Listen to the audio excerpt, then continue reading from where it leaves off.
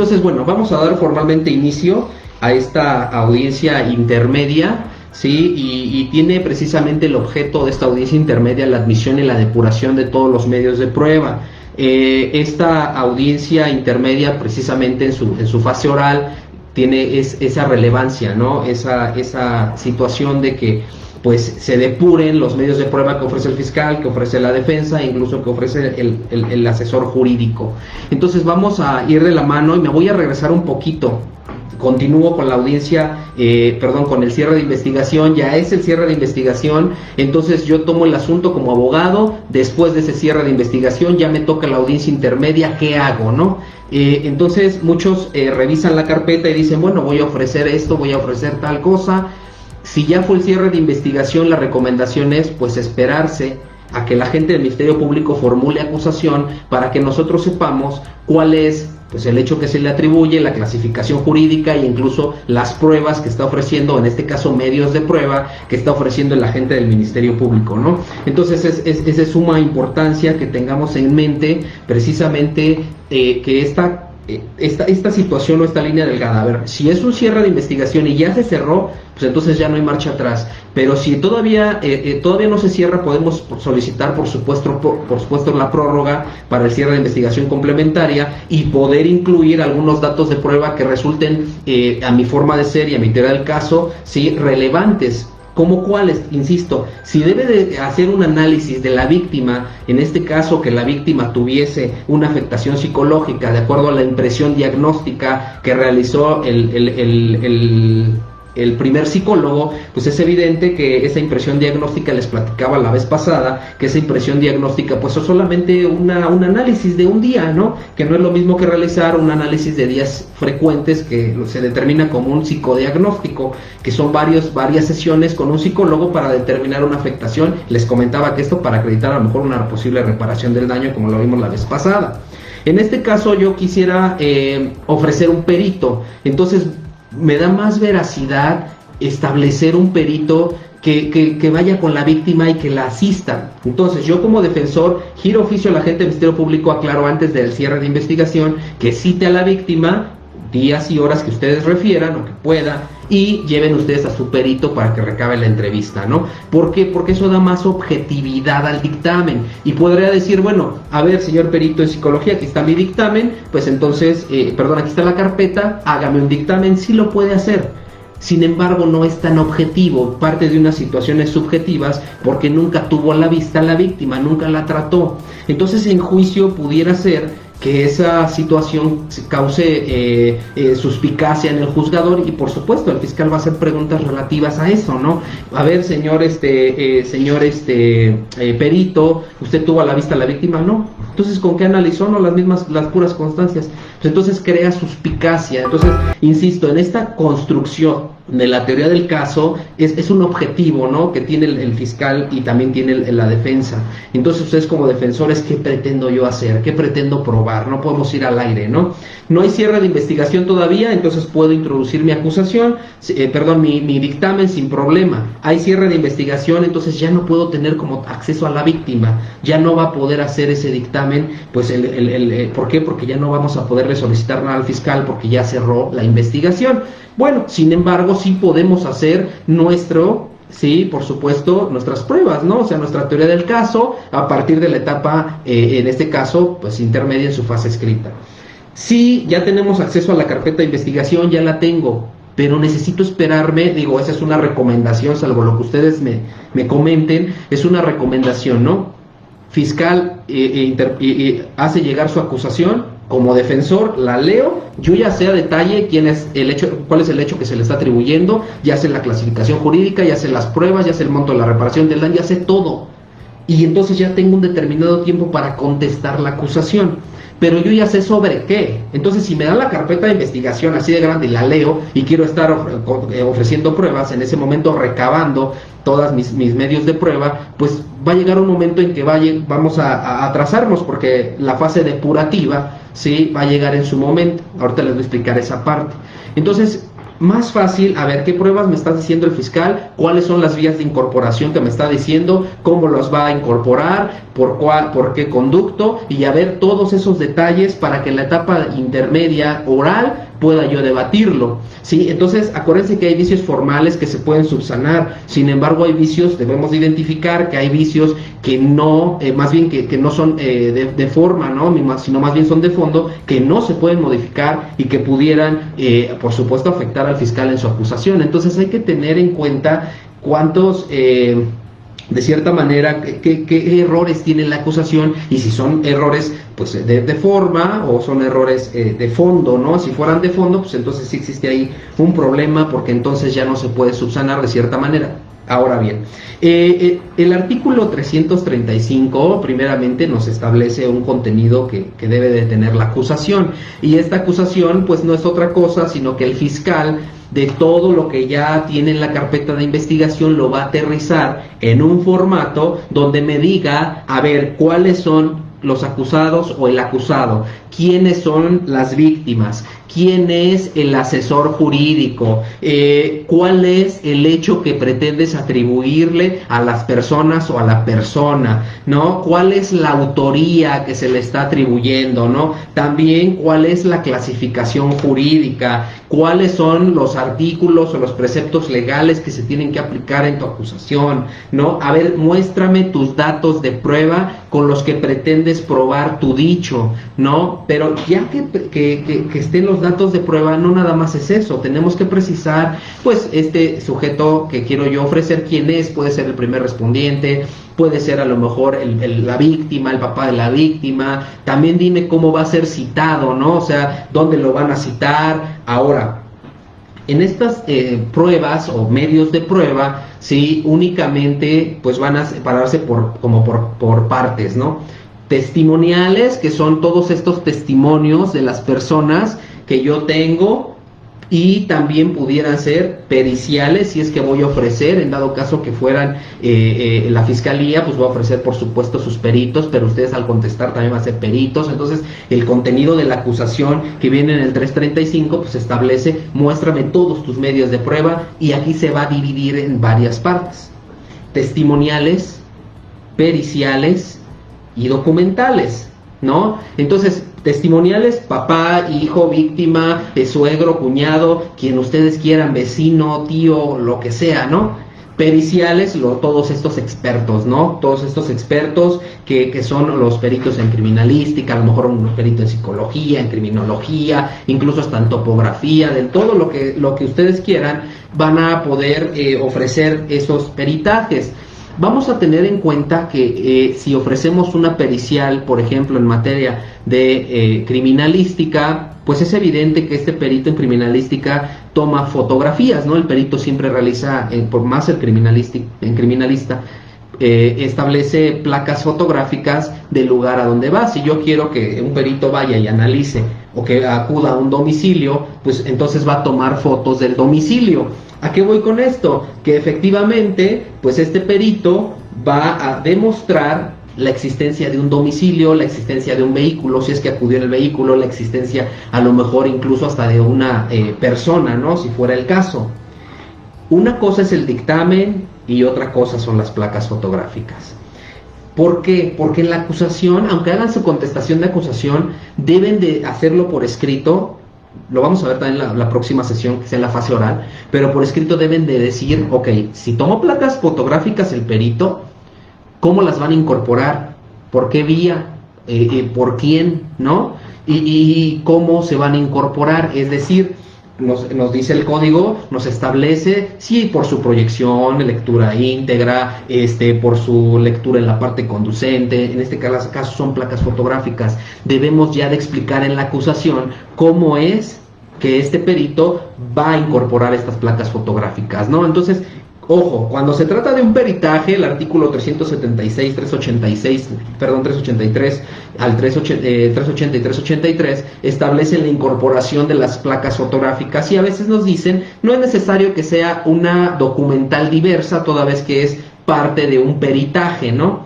Entonces, como es parte de un peritaje, bueno, por su naturaleza, pudiera verse involucrada con un mismo dictamen y por lo tanto no es necesario que esté dentro de la acusación o dentro del auto de apertura. Basta con que el perito deje sentadas las bases y posteriormente pudieran incorporarse las placas fotográficas porque el experto fue quien las recabó. Que no va a ser lo mismo con una persona, con un testigo. ¿Cómo?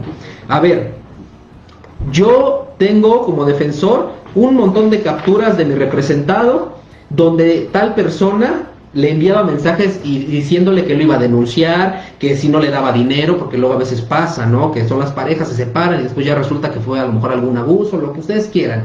Entonces, aquí están las placas fotográficas o las capturas de pantalla del WhatsApp, del Facebook, donde la señora o el señor o quien sea está amenazando a mi representado. ¿Qué quiero demostrar con esto? Y es el objetivo que le estoy diciendo. ¿Qué pretendo demostrar con esas imágenes? Pues yo pretendo demostrar la situación de inadversión. ¿Qué quiere decir esto?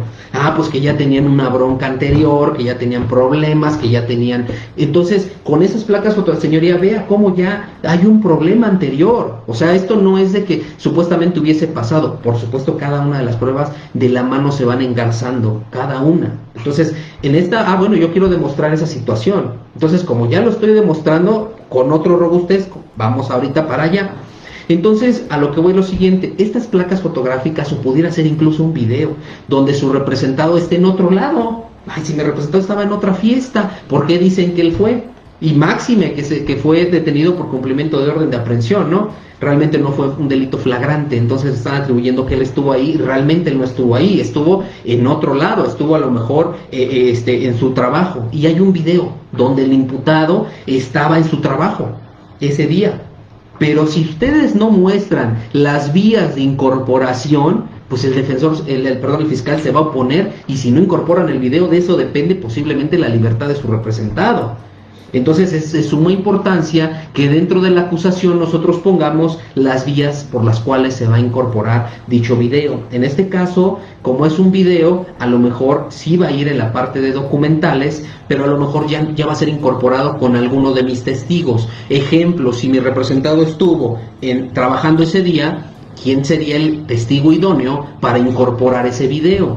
Pues evidentemente a lo mejor el dueño el patrón, ¿no? O el que tiene acceso a las cámaras, no sé, el que manipula ahí las cámaras, es la persona idónea para que pueda, por supuesto, incorporar ese video, ¿sí? En el video se debe precisar a detalle nombre del disco, la duración y, por supuesto, algo muy importante en cada uno de todos sus medios de prueba, la idoneidad y la pertinencia de cada uno. Si ustedes no demuestran y que ese video o que a lo mejor un testigo o perito es idóneo y es pertinente, entonces no se los van a admitir y por supuesto va a estar encuadrado en el artículo, lo que establece el artículo 346. Entonces, ojo, tengan mucho cuidado, porque si yo pretendo ofrecer a la mamá y a la hermana del acusado, en este caso, pues entonces si los dos versan situaciones similares, la mamá tanto como la esposa a lo mejor, pues entonces ahí sería un problema, porque entonces sería sobreabundante. Siempre tenemos, aunque sean testigos que presencien pues relativamente lo mismo, pues buscar la manera por la cual sí podamos darle la idoneidad y pertinencia a cada uno de los órganos de prueba, en este caso los medios de prueba, para que en la audiencia de debate no tengamos problema, porque si no entonces sí te va a decir, bueno, si este versa de esto y este versa de lo mismo, ¿por qué ofreces dos? Por ejemplo, primeros respondientes, ¿no? Que el fiscal ofrece. Ok, llegaron, uno iba manejando y el otro se bajó, detuvieron a un sujeto que a lo mejor se acaba de acaba de asaltar una tienda, ¿no? Llega la patrulla, se baja uno, lo detiene y lo suben. Bueno, si ofrecen a los dos, uno va a decir que iba manejando y el otro que se bajó y lo detuvo, los dos presenciaron lo mismo. Quizá resultaría sobreabundante, ¿no? Entonces hay que buscarle la situación para que los testigos pues tengan esa idoneidad y esa pertinencia en su acusación.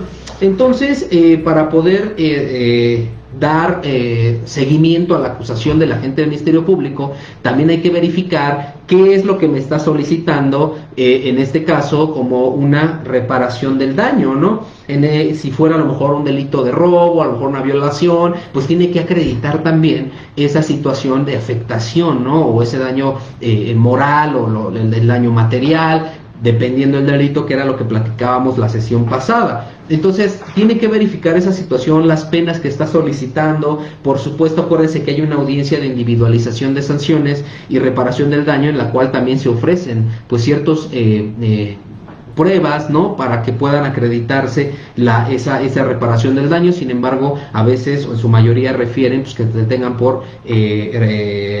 que se tomen en consideración los que ya desfilaron, ¿no? En ese caso, y vamos a la parte importante en la acusación, la propuesta de acuerdos probatorios. Muchas veces establecen los acuerdos probatorios y únicamente dicen, son los acuerdos entre las partes, ¿no? Es el acuerdo que realiza el fiscal, el asesor jurídico y el imputado, ¿no? O en este caso su representante, que es el defensor. Pero ¿cómo se hacen estos acuerdos probatorios? ¿No? O sea, el fiscal puede proponer un acuerdo probatorio, por ejemplo, a lo mejor un resultado de un dictamen en dactiloscopía, ¿sí? En donde se hizo un análisis a lo mejor a un cuchillo, y resulta que en ese análisis que hizo el perito en criminalística determina que es negativo en huellas dactilares, ¿no? No salió nada. Ojo, para la defensa, ¿eso nos beneficia o eso nos perjudica? El fiscal lo puede proponer, pero se estructura ese acuerdo probatorio. ¿Qué es lo que quiero probar? Que no hubo huellas. A lo mejor no sé cómo lo manejen los peritos, ¿sí? En el cuchillo, ¿no? Ah, bueno, entonces a veces en la fase oral, aunque no esté por escrito, lo pueden proponer las partes, pero ya sería oral, ¿sí? Entonces, bueno, que se tenga por cierto y probado que en el análisis realizado en el cuchillo, marca tal, de tales medidas, color tal, ¿sí? No se encontraron, ¿sí? Huellas dactilares o no se encontró nada, ¿no? Dependiendo de lo que diga el dictamen. Entonces, hago esa propuesta como fiscal de acuerdo probatorio y ustedes como defensores van a decirme si eso está de acuerdo a lo que ustedes quieren o no. No, señoría, yo no estoy de acuerdo. Ah, bueno, pues no y ya. Ah, sí, se tiene como acuerdo probatorio y se pone en el auto de apertura. ¿En qué sentido? En el sentido de que no va a ser materia de debate de juicio oral y por supuesto el órgano de prueba, pues que es el perito, pues no va a ir, ¿no? En este caso no iría a la audiencia de juicio. Entonces, estos acuerdos probatorios son importantes también. A veces muchos no lo quieren, dicen, no, todo a juicio, pero analícenlo, porque sí pueden hacer acuerdos probatorios que pudieran beneficiar al justiciable, sí, que incluso ustedes en la audiencia lo pueden hacer, aunque no sea por escrito. Por eso es importante que se empiece a construir la teoría del caso a partir de haber recibido la acusación. Luego crean teorías del caso a partir de la formulación de imputación, la vinculación a proceso, y de ahí empiezan a crear su teoría. Recuerden esas fases, la fase recolectiva, depurativa y expositiva de la teoría del caso. Entonces, si yo me regreso a la audiencia de vinculación, a lo mejor muchas cosas ya no van a venir en la acusación, es decir, habrá un desgaste procesal en ese sentido para ustedes. Entonces, si ya fue el cierre, ya no hay marcha atrás, estudio mi carpeta y espero la acusación para poder darle contestación. ¿Por qué? Porque en esa acusación yo ya sé lo que quiero. ¿Qué es lo que quiero? ¿De qué le están acusando al representado? ¿Cuál es la calificación jurídica preliminar? Ya sé quiénes lo están acusando y, por supuesto, ya sé qué medios de prueba pretende ofrecer el fiscal. Y como ya sé todo eso, entonces ahora sí, ya contesto.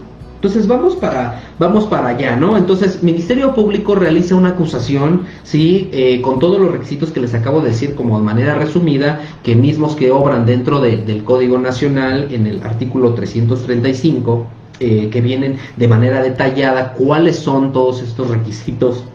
Y por supuesto, después de que el agente del Ministerio Público formula la acusación, el juez tendrá que notificar al día siguiente al asesor jurídico. Y bueno, a las partes de cierta manera, ¿no? Entonces el asesor jurídico va a tener 3 días para coadyuvar con el agente del Ministerio Público. Y ojo, porque a veces resulta muy difícil que el asesor jurídico pueda coadyuvar, y acuérdese que a lo mejor el Ministerio Público se le olvidó de cierta manera algún dato.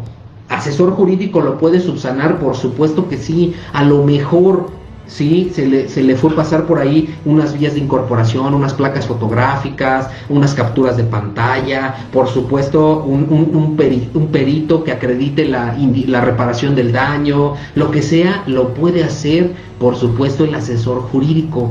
Entonces el asesor jurídico pues tiene un rol sumamente relevante. Entonces a veces el asesor ya nada más ve la acusación, sí está bien, no hay problema, ya en la audiencia vemos. No, tiene que hacer un análisis completo de la acusación y ver que todo lo que está en la carpeta esté en la acusación, porque si no, entonces eso sería un problema precisamente para la víctima en un futuro, y por supuesto se vulnera el artículo 20 constitucional en su apartado C.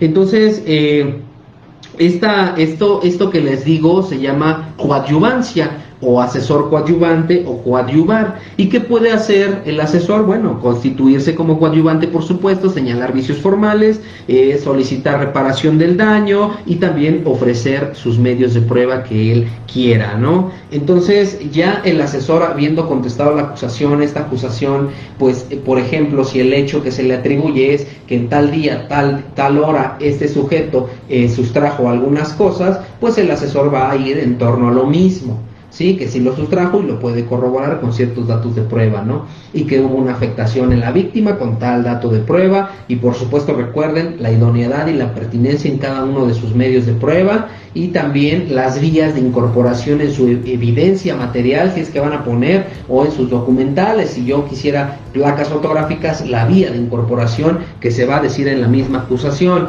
¿sí? ¿Por qué? Porque si no refieren la vía de incorporación, solamente el fiscal no les va a subsanar eso, el del juez menos.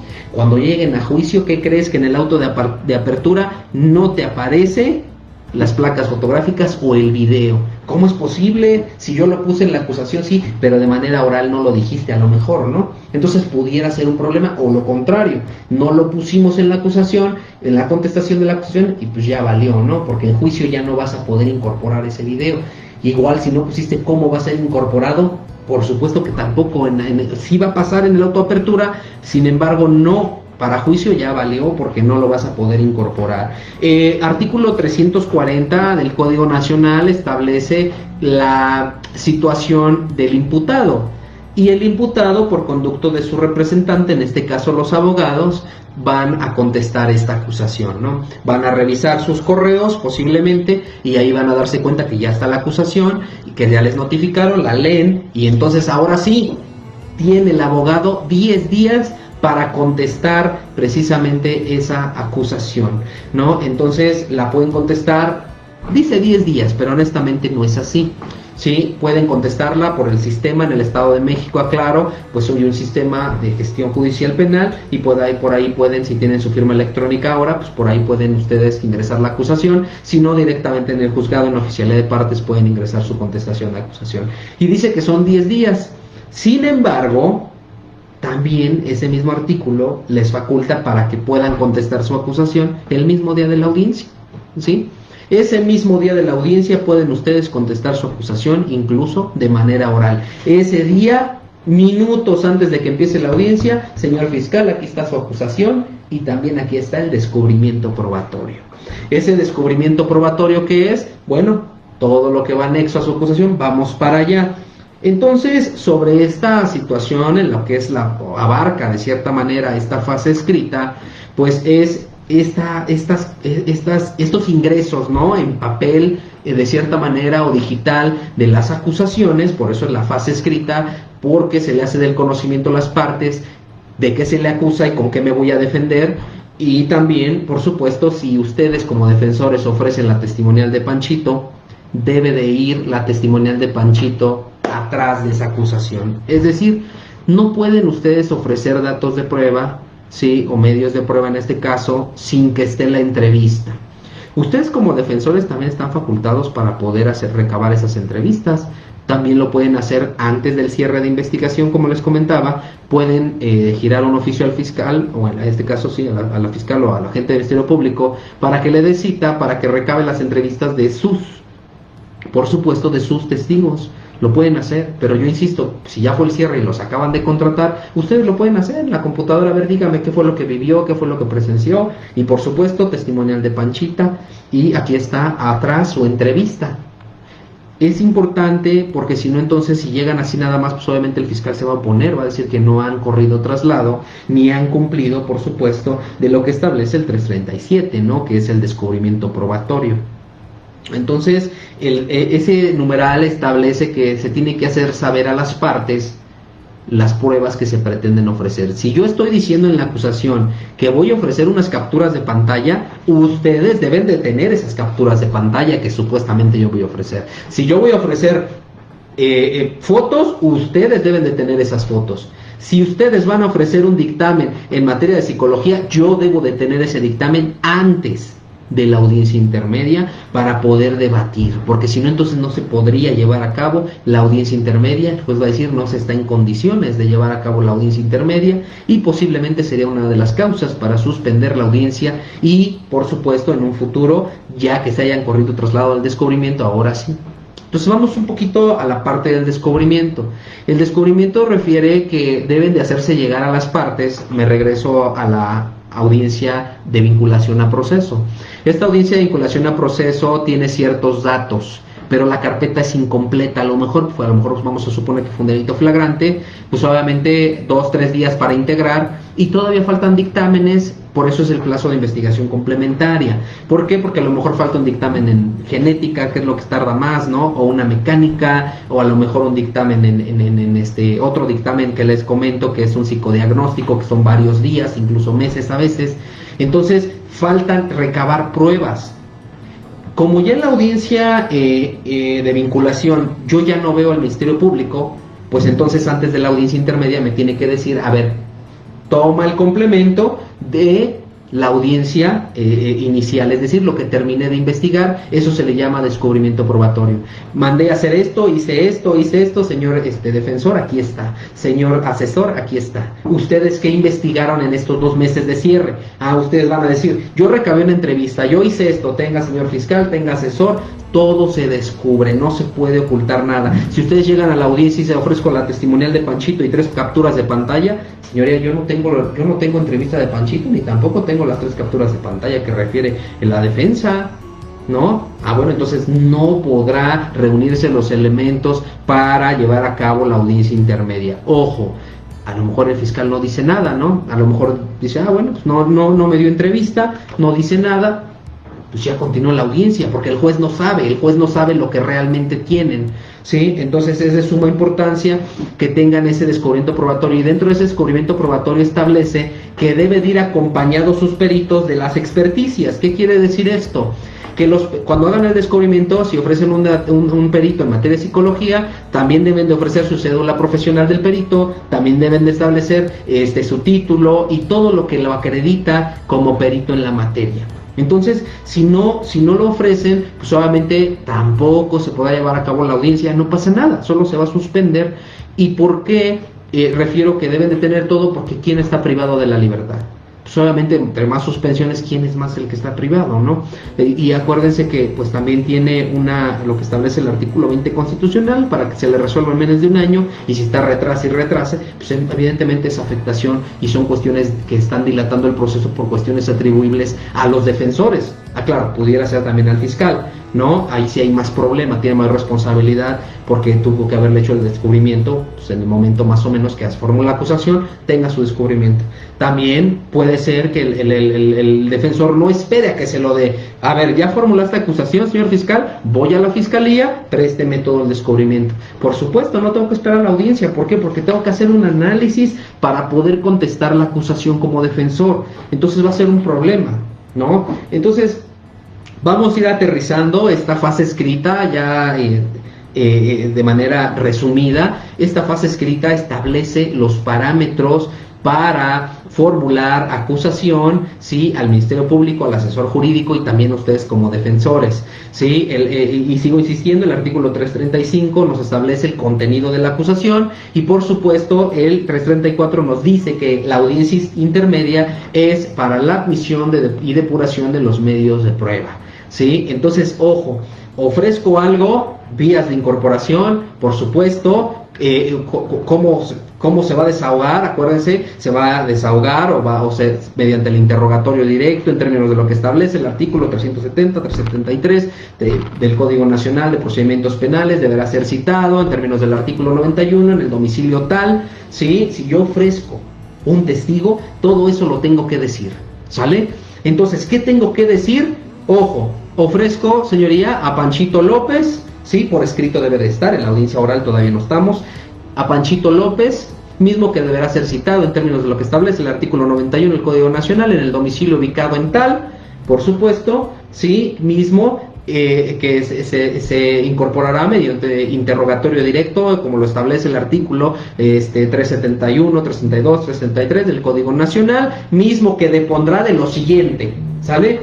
Datos generales, si conocía a la víctima, qué hizo tal día o que tal momento, ¿no? De qué se presenció las situaciones en esa temporalidad, ¿no? Si fue en un mes, en el mes de abril, que nos hable qué fue lo que hizo, ¿no?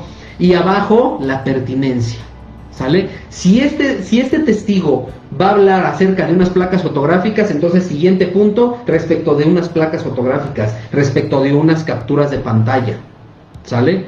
Y hasta el último, la pertinencia. La pertinencia de este medio de prueba lo es porque estuvo con la víctima en el momento que sucedieron los hechos, por ejemplo, ¿no? Bueno, tiene una pertinencia, es idóneo en ese momento, y bueno, se aprecia completo.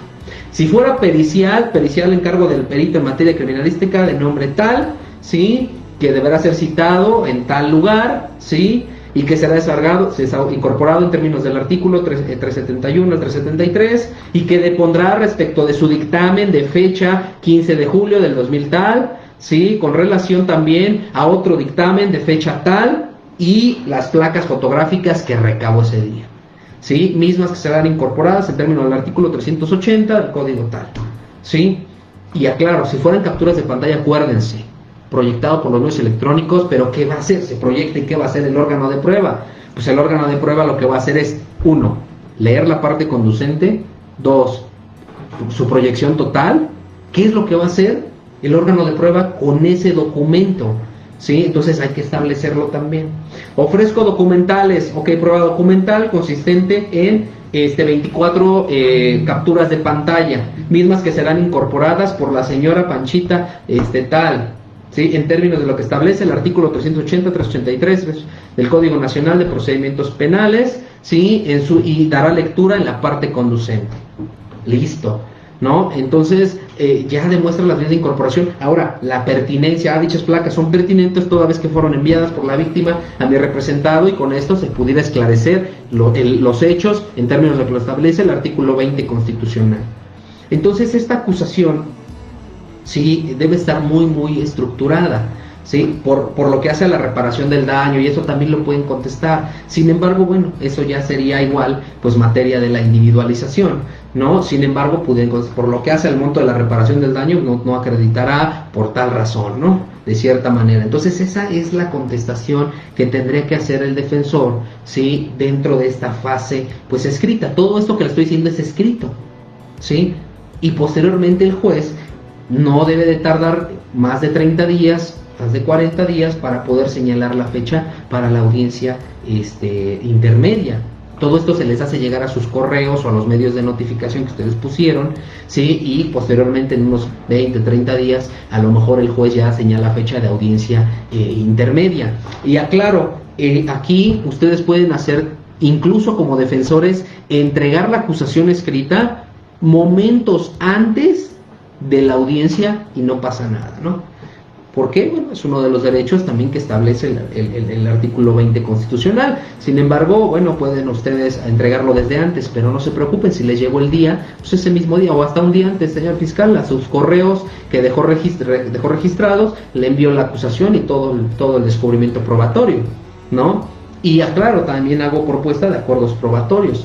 Verifiquen que las pruebas que van a ofrecer no sean sobreabundantes, impertinentes, innecesarias, que tengan violación a derechos humanos y todo eso que establece el artículo 346, porque si lo hacen a sabiendas, pues obviamente va a encontrar una situación para poderlas excluir, ¿sí? Entonces, grosso modo, la audiencia intermedia pues consiste en esta situación que les acabo de plasmar de manera resumida, ¿sí? Y posteriormente pues ya hablaremos de la fase oral. Recuerden ustedes también pues compartir este video para que pues vayamos teniendo pues más dudas, ¿no? O sea, hemos tenido quórum de muchas personas donde vienen de otros estados y nos comparten cómo se desarrollan las audiencias en otros estados, y por supuesto que es completamente diferente. Por ejemplo, la Ciudad de México, yo les digo, ¿no? O sea, en la Ciudad de México, a veces algo muy sencillo, las órdenes de aprehensión, ¿no? Todavía son presenciales, en el Estado de México son virtuales, ¿no? Entonces, ¿cómo son en otros estados, ¿no?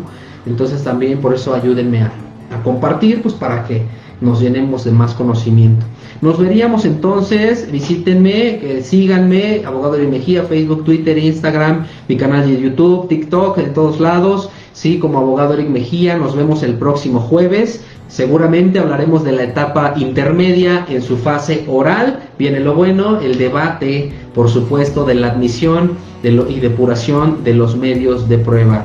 Muchas gracias a todos, que estén muy bien, que tengan excelente noche y nos vemos el próximo jueves a la misma hora. Hasta luego, que estén muy bien, pasen una excelente noche.